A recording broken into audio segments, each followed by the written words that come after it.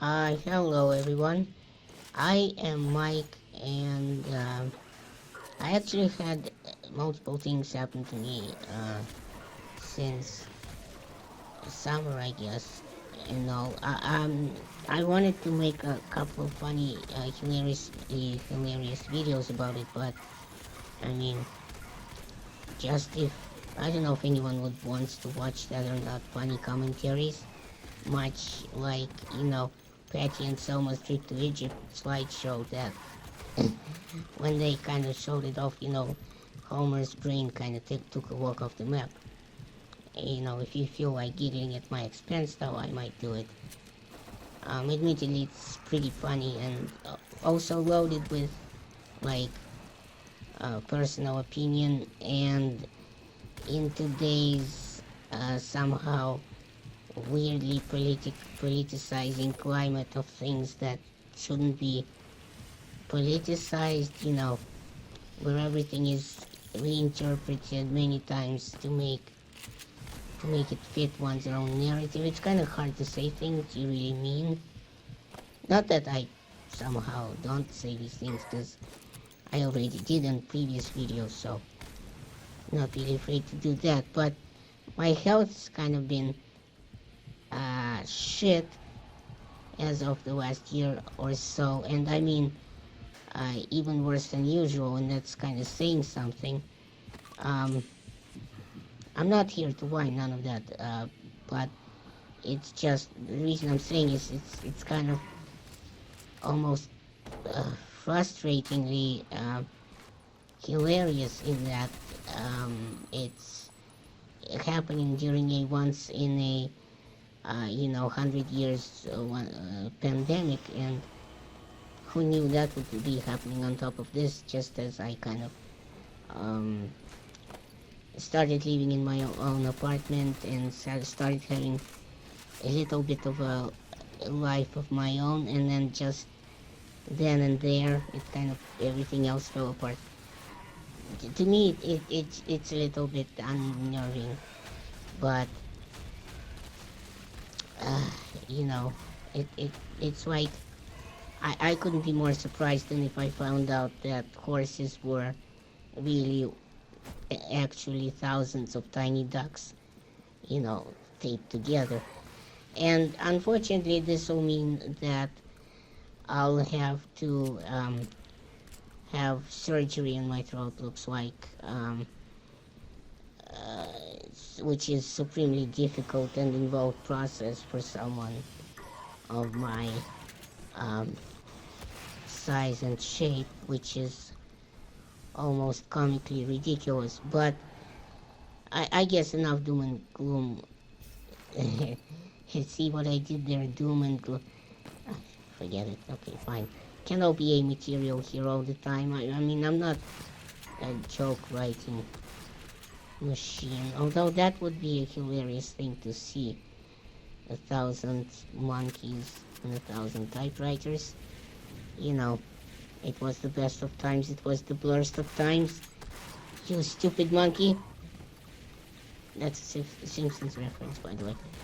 Uh, now I'm sorry. I know this really isn't a new thing to anyone anymore. Playing Doom, but it's new to me. As I mean, I haven't been playing proper Doom since like what, 93 or maybe 96 when I stopped playing it. I mean, I'm gonna give you a reference to for some carbon dating rather of my ancient frame.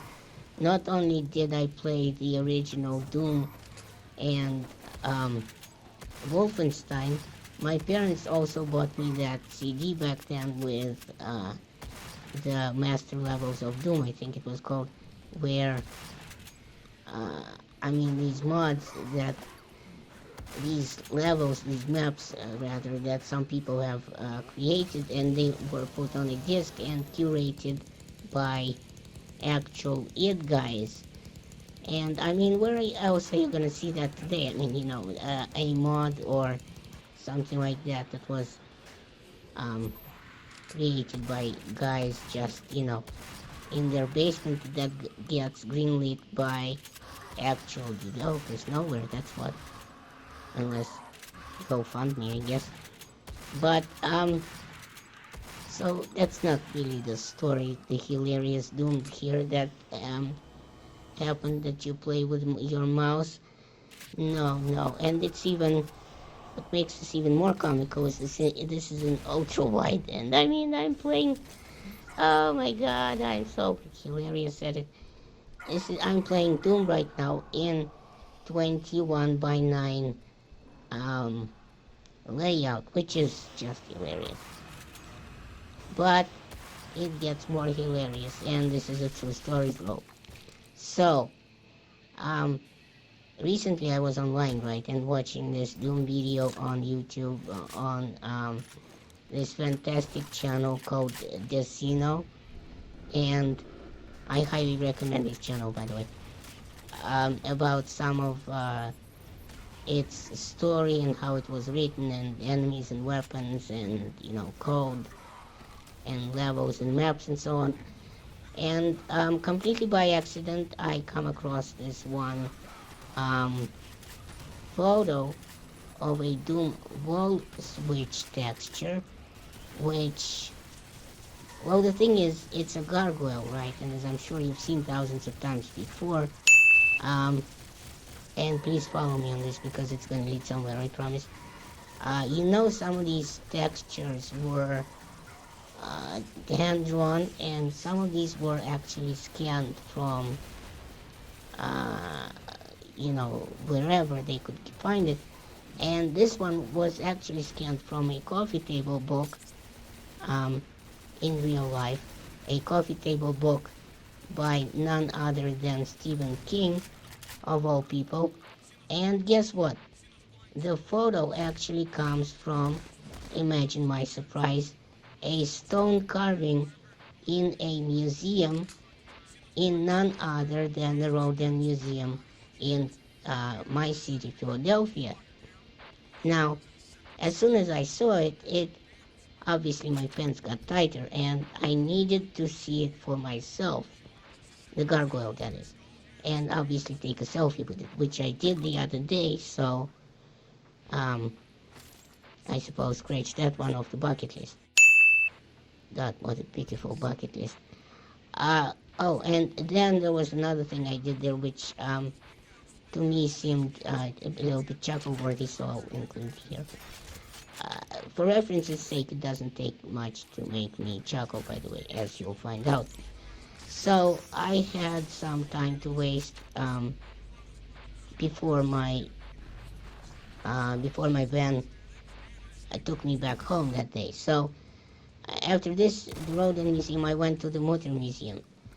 And if there's actually someone here who doesn't know what the Motor Museum is, although I think everyone does by now, it's a collection of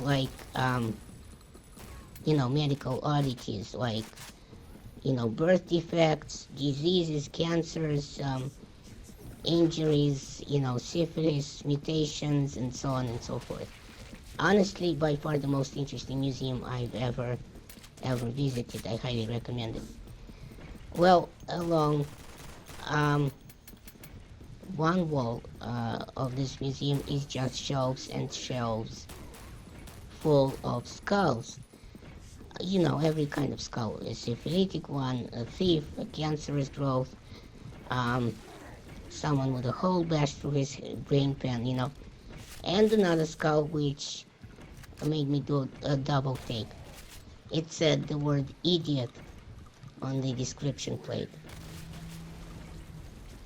Yes, that made me chuckle. Like I said, it doesn't take me much to go yuk. Alright, well, thanks for watching. Do your thing, and remember, in Soviet Russia, YouTube watches you.